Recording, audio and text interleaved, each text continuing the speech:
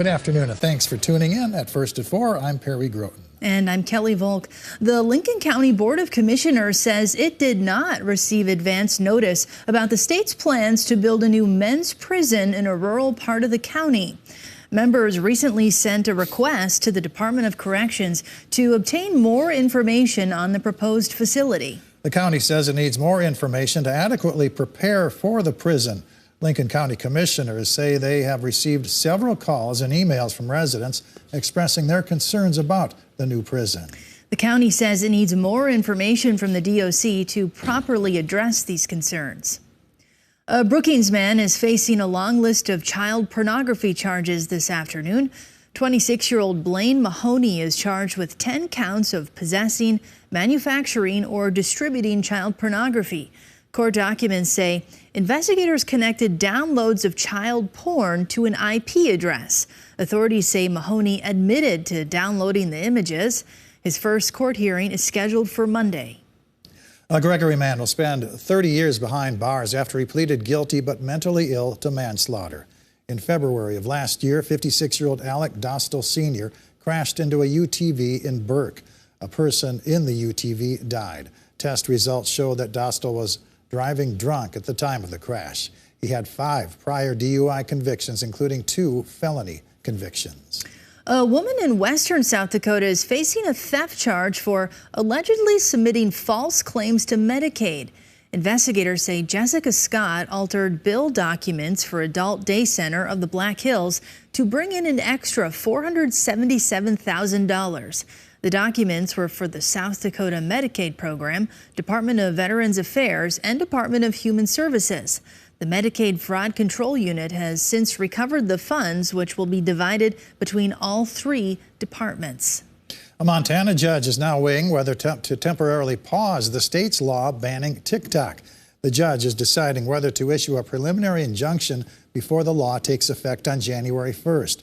It says TikTok cannot operate in Montana and that app stores can't offer it for downloads within the state's borders.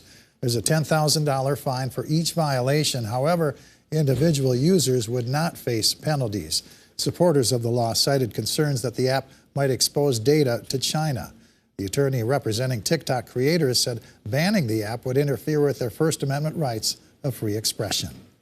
Well, it's been a day for raincoats out there. Yeah, raincoats and lots of wind out there. It has been rainy and windy, Perry and Kelly, and that's going to start dying down in western South Dakota this evening, and by tomorrow morning we'll have some lighter winds. Right now, cloudy skies and a few light rain showers in Sioux Falls at 48 degrees, north winds at 15 miles an hour. It's been cooler. We've seen a couple inches of snow in the higher elevations of the Black Hills, 33 degrees at Terry Peak, north winds at 11. And right now we are watching those rain showers in northeastern KELOLAND, and here is a closer view of those between Watertown, Clark, Aberdeen, back towards Britton, Sisseton, and Millbank. And those are working their way to the southwest.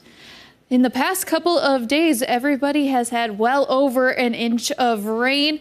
And as of this morning, almost 3 inches in Rapid City, almost 2 inches of rain in Pierre, inch 35 in Sioux Falls, but down in south central KELOLAND, 5 inches or more of rain in the past couple of days. Right now, 48 in Yankton, 44 in Watertown, 51 in Mobridge, and 36 degrees in Custer. Our winds start dying down from west to east overnight. We could see a few light rain showers overnight as well, with cloudy skies, 44 in Sioux Falls, 40 in Aberdeen, 42 in Pierre, and 31 in Rapid City. A few early morning rain showers are possible, mainly in south central and southeastern KELOLAND. Otherwise, a mostly cloudy day with highs in the upper 40s to low 50s and less wind. Sunday is going to be much of the same. We'll take a closer look at the rest of your weekend in just a little bit. Thanks, Megan. Palestinians in northern Gaza have been given hours to leave the region after Israel told around 1 million people there to move south, where border crossings remain closed. Now, it's a sign that a ground invasion could be coming soon in response to Hamas's deadly terror attack last week. As Willie James Inman reports, security in the U.S. is also being beefed up. As Israeli forces continue to attack Hamas targets from the air, Palestinians in and around Gaza City are fleeing ahead of a possible ground invasion. This will be my last video. Everybody from Gaza is moving. This resident spoke of being displaced like his grandfather during the 1948 Arab-Israeli War. On Friday, Israel told more than 1 million people to leave northern Gaza after Hamas attacked dozens of targets in southern Israel. Secretary of Defense Lloyd Austin traveled to Israel and met with the nation's prime minister. America's support for Israel is ironclad. In Qatar, Secretary of State Antony Blinken called for calm.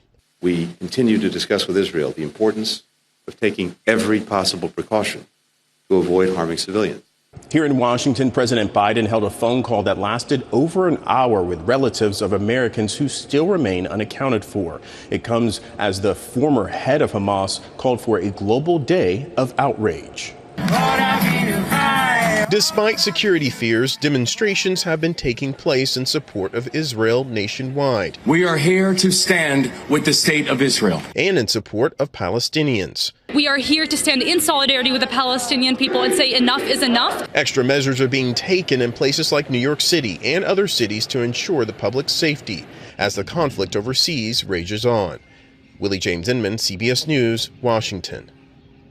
The U.S. State Department says it's arranging evacuation flights to get Americans out of Israel. 84 North Dakotans stuck in Israel are now finding their way back home safely. Most of them arrived back in North Dakota on Thursday, with the other half flying back this morning. The group was visiting Israel for religious tours when the war broke out. On Tuesday, they traveled across the Israeli border into Jordan. It took them 7 hours to get across just before the checkpoints closed. As conflict around the globe takes center stage, people in Iowa learned about the importance of refugees in local communities. Each year, Lutheran Services in Iowa helps about 200 refugees settle into the state of Iowa. This week, 3 refugees who settled in Sioux City shared their stories about what it was like when they arrived. One of the people who spoke came to the state during the Vietnam War. I was a new arrival back in the time when the boat people arrived in the state of Iowa under Governor Ray's leadership. So I truly appreciate the community effort to help the refugee and immigrant here in the state to prosper. You know, I'm here today because of the work that people have done in many years ago. Lutheran Services in Iowa has housed thousands of refugees.